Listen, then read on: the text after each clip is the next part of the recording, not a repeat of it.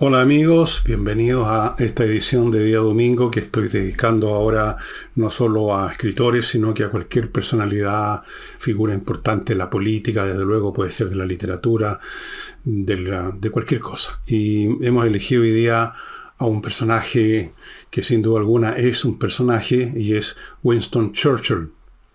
Winston Churchill se convirtió ya en leyenda y vamos a hablar de él un poco. Pero antes de eso quiero desearles a todos en este día una Pascua grata. Probablemente muchos de ustedes esta noche van a cenar con sus familiares o amigos o las dos cosas. Y algunos de ustedes van a celebrar, van a entregar los regalos esta noche a sus niños, a los demás. Otros lo hacen en la mañana del 25, pero en cualquiera de los dos casos les deseo que tengan una Pascua tranquila, segura, grata, que coman rico, que beban rico y todo eso.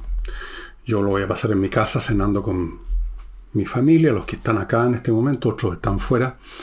Y eso. Y ahora volvamos a Churchill. Aunque antes de eso, otra cosa previa.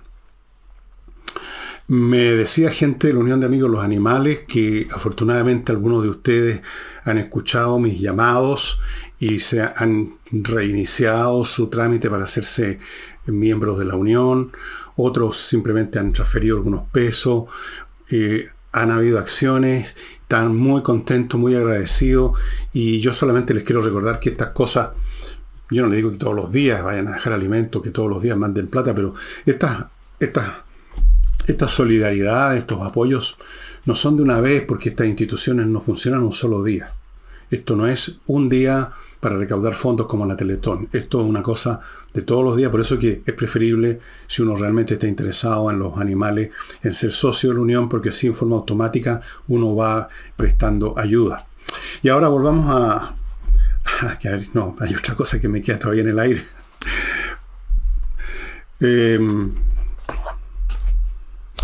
Hay una persona por ahí que comentó en el programa anterior que pensaba que este era cuando yo hablé de momentos musicales en Yo menor, que estaba refiriéndome a un programa nuevo que venía en camino. No, es este libro, estimados, ya saben, que está disponible en mi librería, que es elvillegas.cl/tienda. Ahí está este libro. Otros los puede comprar aisladamente o en grupo. Los precios súper razonables. No tenemos interés en hacernos ricos con los libros y no podríamos tampoco, porque las ediciones son muy pequeñas. No olviden, los que compren con transferencia, enviar el comprobante a villeguistas@gmail.com. Creo que ahí debe estar apareciendo la dirección, por si acaso no han escuchado bien. villeguistas@gmail.com. Les va a gustar. Les va a gustar este libro que viene con un montón de ilustraciones bien bonitas, hechas por nuestro productor, que le hace muchas cosas. Aquí les mostré Mozart el otro día. Ahora aquí les muestro a Lucky Thompson, uno de mis saxofonistas de jazz favoritos. Y ahora sí entramos en materia. Vamos a Churchill, de lo cual voy a resumir enormemente su trayectoria, porque esto no es una clase de historia ni yo podría darla tampoco. Churchill nació en 1874 y murió en 1965, o sea, bien viejito, más de 90 años. Fue un gran estadista, más que político, gran estadista. Fue soldado, incluso participó en alguna batalla, en varias de hecho. Fue escritor y ganó el premio Nobel. Fue 2 veces primer ministro y fue toda la vida parlamentario. Desde el año 1900 a 1964, de algún modo u otro fue miembro del Parlamento por distintas... Allá no se llama circunscripciones, y básicamente fue miembro del Partido Conservador, pero en un momento dado se cambió al Partido Liberal. El hombre era versátil, llamémoslo así, no se quedaba pegado en una cosa, sino que dependía de los tiempos. Era un hombre muy clever. Nació en el seno de una familia rica y aristocrática, de la élite de Inglaterra, la familia Spencer. Y muy joven, ustedes pueden ver fotos de él que casi no lo van a reconocer, no estaba tan gordo. Se unió al ejército y vio acción en la India, y vio acción, acuérdense que todavía era colonia británica la India, y vio acción en el norte de África en el curso de una famosa rebelión de una secta, para variar, musulmana, porque sepan ustedes que sectas islámicas contrarias y odiadoras de la cristiandad, en esa época solo la cristiandad, los judíos no llegaban a establecerse todavía en Israel, siempre han existido, forma parte del ADN del Islam. Entonces hubo una revuelta, incluso hubo una película que se hizo sobre ese tema en que trabajaba Charlton Heston, y hubo una famosa batalla en que fueron aniquiladas las fuerzas musulmanas y Churchill participó en la caballería, incluso cuenta cómo mató a un soldado islámico disparándole en la cara con su revólver. Era un hombre que las estuvo en todas. Se hizo miembro del Parlamento muy tempranamente y participó incluso en la guerra anglo-boers, que es de principio, que es de finales del siglo XIX. Y fíjense ustedes que durante el curso de esa guerra, Winston Churchill, que le gustaba escribir, fue corresponsal de publicaciones británicas o norteamericanas y escribió libros sobre esas campañas.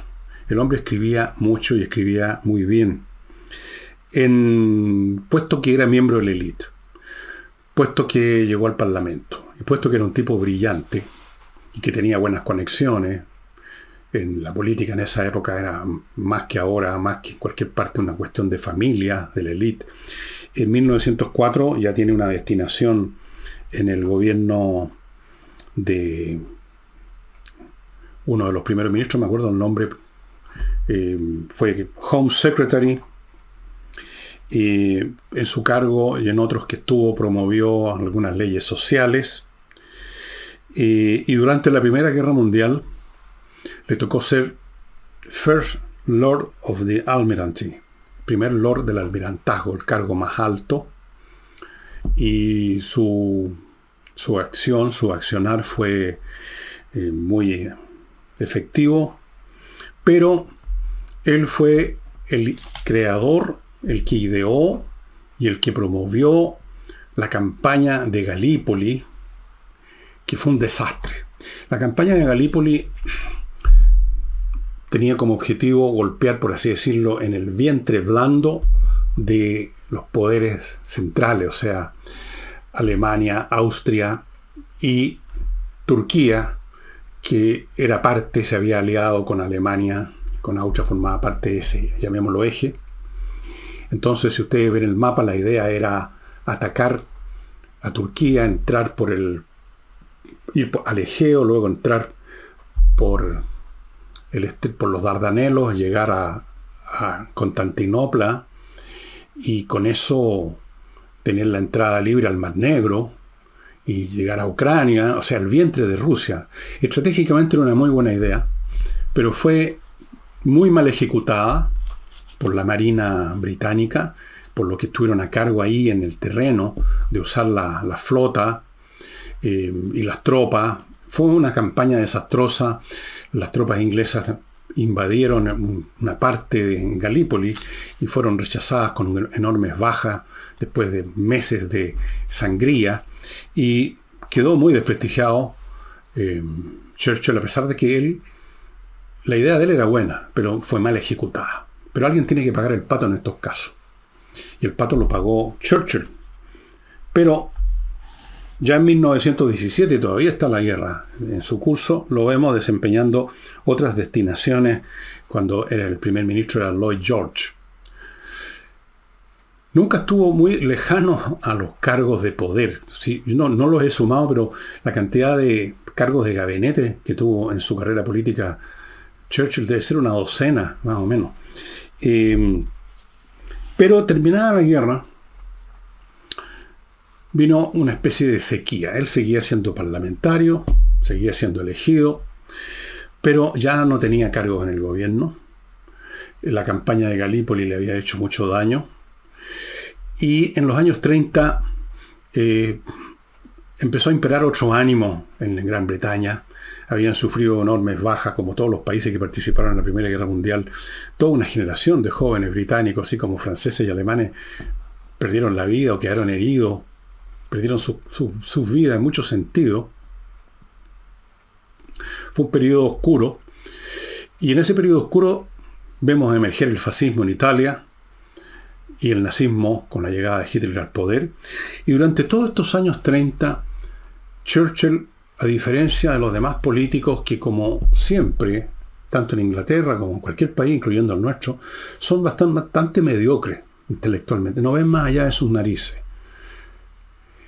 Y cuando empezó Churchill a advertirles de lo que se venía, que el régimen de Hitler era un tremendo peligro y que había que rearmarse, en ese momento que Inglaterra había quedado financieramente desangrada también, y tenía que cumplir con una serie de planes sociales y gastos sociales que se habían prometido a los soldados que participaron en la Primera Guerra, que apareciera este señor pidiendo rearmarse, les pareció una locura. Y lo trataban de borracho, porque ciertamente Winston Churchill, no siendo borracho, era un hombre que no le hacía asco a la bebida. Después les voy a citar algunas cosas dichas por él a propósito de eso. Entonces, promovió el rearme de Inglaterra, nadie lo escuchó, sus discursos eran considerados una locura,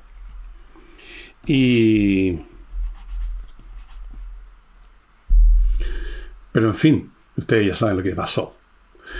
Hasta el final, el primer ministro británico en esa época era Chamberlain, trató de apaciguar a Hitler, más o menos lo que uno ve con Biden ahora, tratando de apaciguar a los clérigos medievales de Irán, tratando de apaciguar a medio mundo, rindiéndose ante todo el mundo.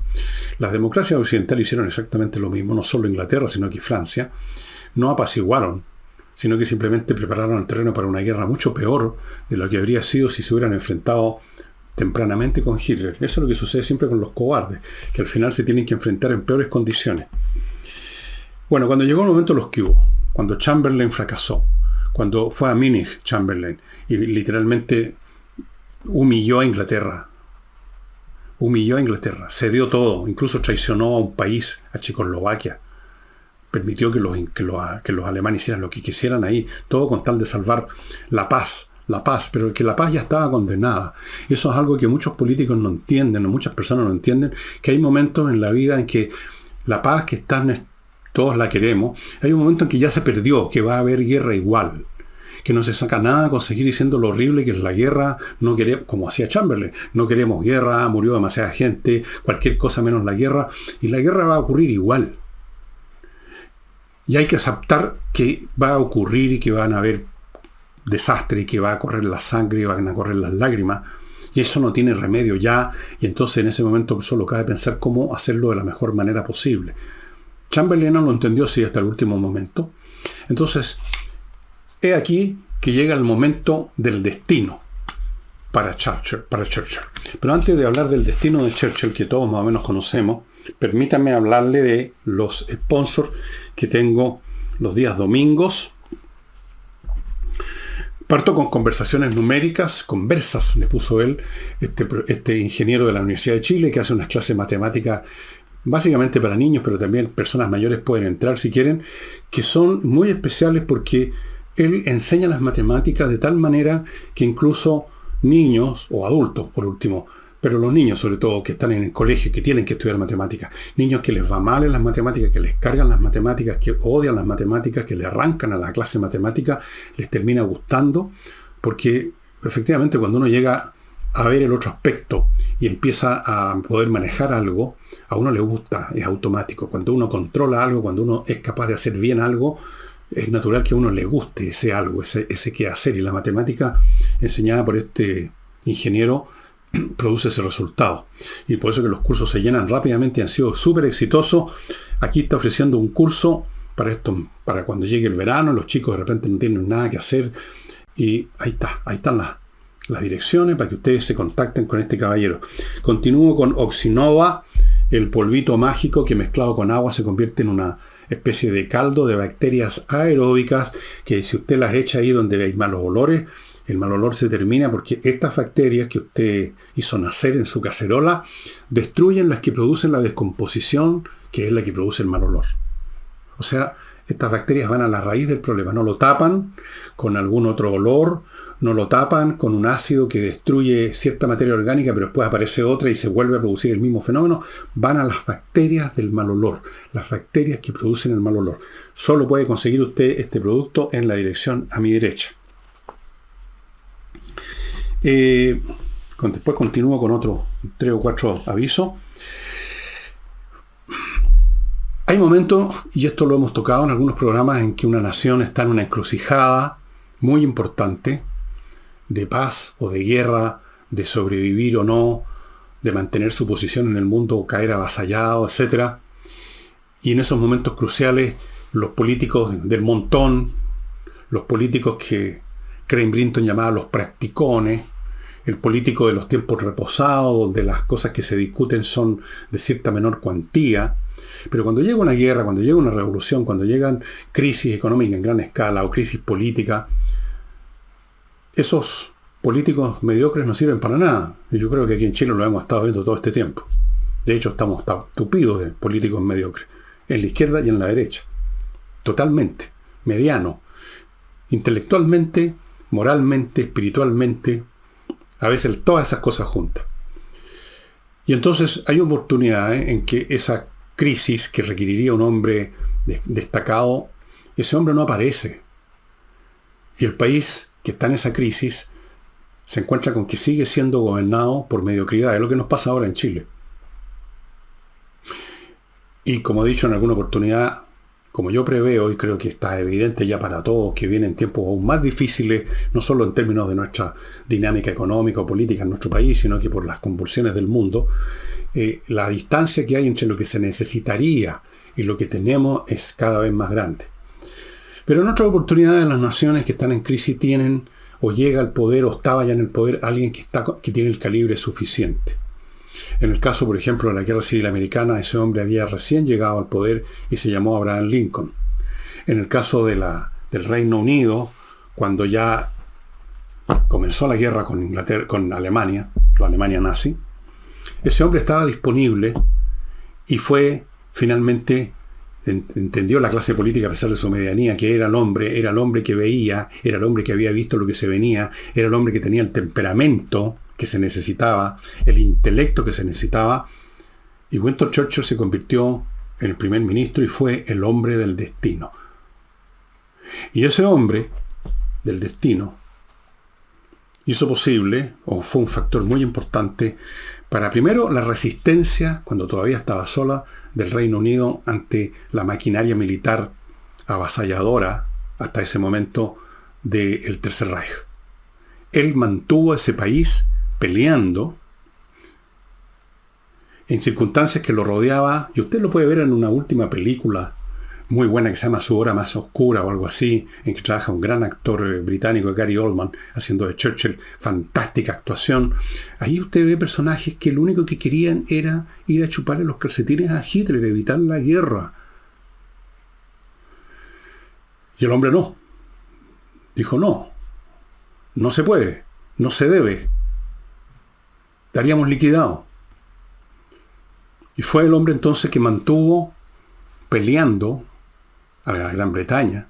Y luego fue el hombre que con porfía y con obstinación, en una permanente relación primero epistolar y luego personal con Roosevelt de Estados Unidos, logró primero ayuda militar importante, los famosos destructores, el Land and Leasing, el préstamo de destructores, creo que fueron 50 destructores que tenía ahí guardado, qué sé yo, anclado Estados Unidos, que eran de la época de la Primera Guerra Mundial, pero que eran útiles, y municiones. Y luego, finalmente, por otras circunstancias, el bombardeo Pearl Harbor, Estados Unidos entró a la guerra. Pero mientras tanto, Churchill mantuvo a Inglaterra peleando. Si no hubiera sido así, si se hubiera rendido, si hubiera llegado a algún tipo de capitulación, todo el curso de la Segunda Guerra Mundial habría sido distinto. Todo. Alemania no habría sido vencida. No habría sido vencida, porque no había manera de vencerla sin ese enorme portaaviones que terminó siendo el Reino Unido, a pocos kilómetros, separado por el Canal de la Mancha, que permitió la invasión, la ocupación finalmente del territorio que habían invadido los alemanes. Sin eso, ¿cómo? No era posible. La invasión que hicieron los aliados primero por el norte de África y luego por Italia, esa campaña no terminó nunca. Terminó la guerra y todavía los aliados estaban estancados en la península italiana. No habrían llegado jamás al centro de Europa. Churchill hizo posible la derrota, fue fundamental en la derrota del Tercer Reich. No quiero disminuir el papel de los rusos, que sacrificaron más o menos 20 millones de personas con sus sistemas militares basados en las oleadas, en tirar gente que las masacren, otra oleada y otra oleada. Ustedes conocen, lo hemos conversado en la semana, el estilo de ellos. No tienen respeto por la vida humana. Con tal de ganar una posición son capaces de liquidar el 90% de una unidad militar. Como sea, el hecho es que fue importantísimo, por supuesto, la acción de los rusos, de los soviéticos en esa época, pero desde el punto de vista occidental, Churchill, ¿qué hubiera pasado si se rinde? Y Inglaterra no tiene que Alemania mantener tropas en abundancia en distintas partes de la Europa central y Francia y todos lados, y hubiera podido dedicar todos esos recursos militares a la lucha contra los soviéticos, los habrían derrotado. Tuvieron con lo que tenían. En su primer ataque, en la Operación Barbarroja, el año 41, estuvieron a punto de liquidar completamente al ejército soviético. ¿Qué hubiera pasado si hubieran tenido todos los recursos que estaban estancados en el resto de Europa? Vean ustedes lo importante que fue la resistencia de Gran Bretaña y por lo tanto lo importante que fue la figura de Winston Churchill. En 1953 ganó el Premio Nobel de Literatura por este libro, que es muy bueno, muy interesante. Este es el resumen, ¿eh? Las memorias de la Segunda Guerra Mundial. Es un libro gordo, pero 1000 y tantas páginas, pero el original son varios volúmenes, es más voluminoso todavía.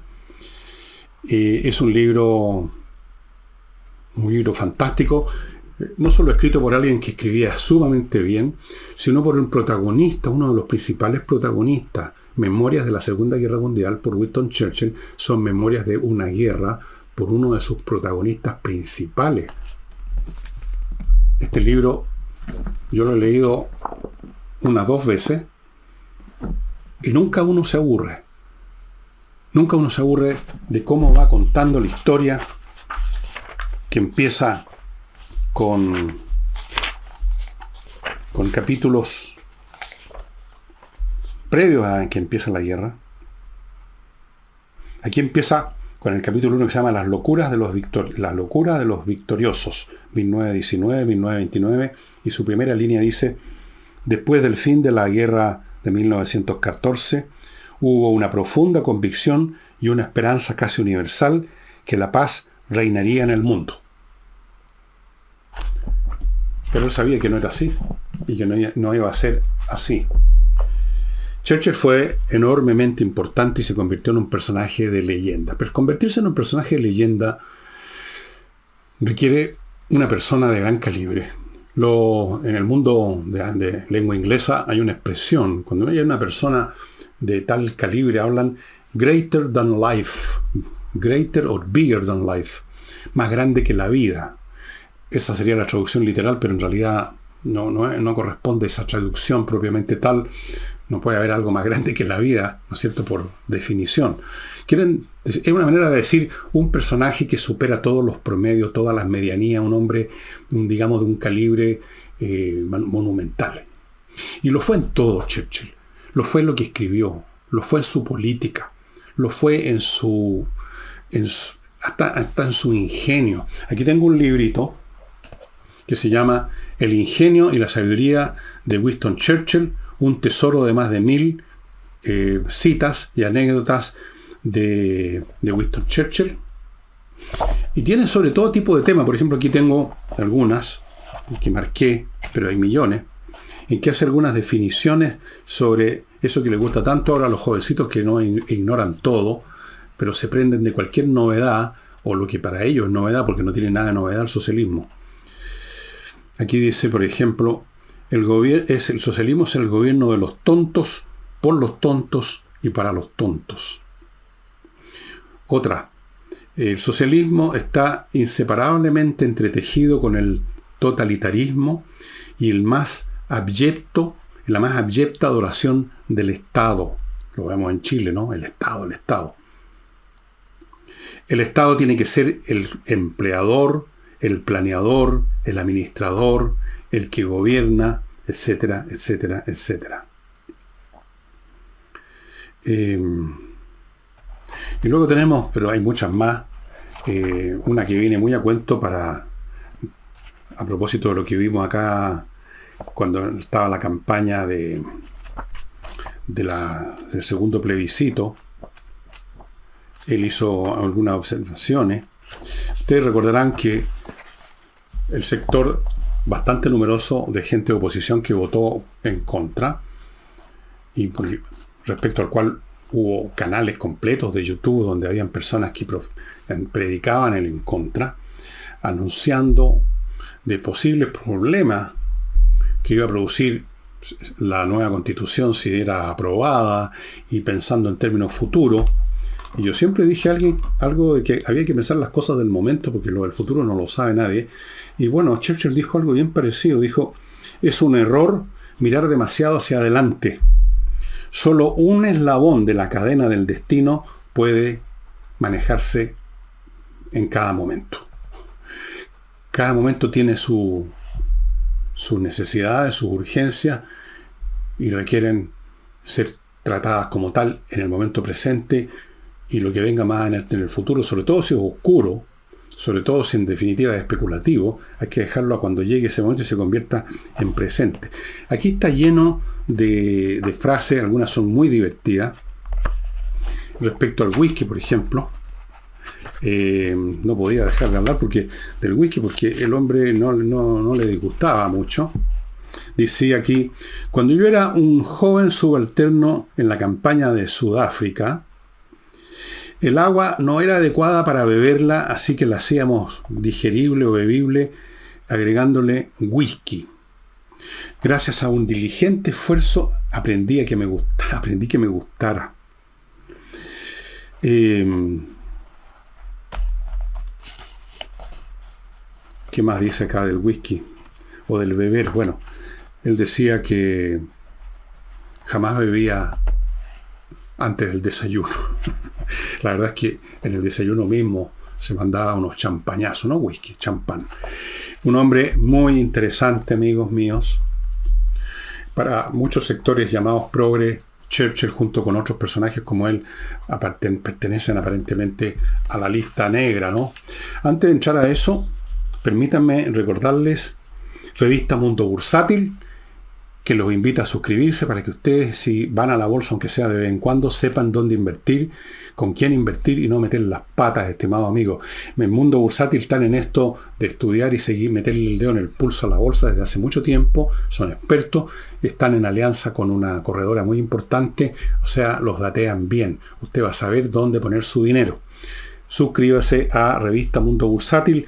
Continúo con Fractal Logistic, una empresa dedicada a la logística de otras empresas. Básicamente, principalmente, el tema de el desembarco, transporte y almacenaje, por ejemplo, de los containers. Es un tema complicado que tiene muchos aspectos físicos, administrativos, legales, y ellos se hacen cargo de eso, lo están haciendo hace mucho tiempo y lo saben hacer muy bien. Y termino con González y compañía, un bufete de abogados penalistas para temas puramente penales, que son los más serios. Un bufete que tiene grandes éxitos en temas súper complicados que llegaron a la prensa en algún momento, hace unos 2-3 años más o menos.